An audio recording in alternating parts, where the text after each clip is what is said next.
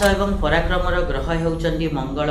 सही मंगल 11 मे 2026 रु नहीं 20 जून 2026 जाए दीर्घ 40 दिन धरी निजर स्व राशि रे गोचर करिवे।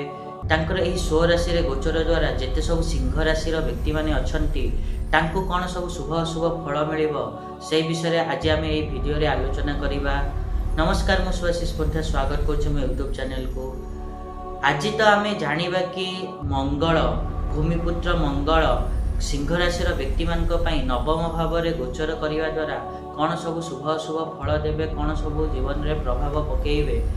ता पूर्व सबन भाई गोटे रिक्वेस्ट करने चाहिए कि जो मैंने भी जाए चैनल को सब्सक्राइब करना सब्सक्राइब करूँ आ पाखिया बेल आइकन को प्रेस करूँ जहाँद्वारा कि मुझे आगू जहाँ भी किसी वीडियो देवी ता नोटिफिकेशन आपण मानक ठीक समय मिल जिवो।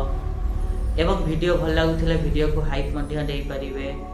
एवं जदि आमे सिंह राशि कथा कहबा ताले सिंह राशि व्यक्ति मानक मंगलंकर यही जो 40 दिन गोचर हम ताहा नवम भाव में अर्थात भाग्य भाव में हवाक जाऊँगी। यह द्वारा समस्त सिंह राशि व्यक्ति मानक यही गोचर काल रे भाग्यर पूरा सहयोग मिलिबो।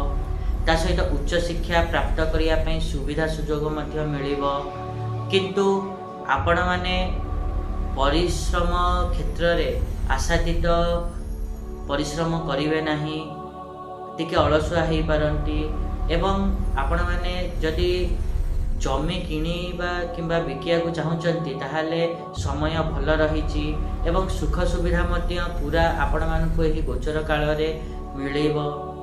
एटा थिला सिंह राशि व्यक्ति मानक मंगल गोचर किभली रहिबो।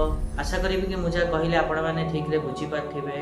और जदि वीडियो भल लगी ताहले निहाती रूपे वीडियो को लाइक करंतु, शेयर करंतु और चैनल को सब्सक्राइब करने तो जमा ही भूलंतुनी। आज देखा नेक्स्ट वीडियो रे। रहुची, नमस्कार।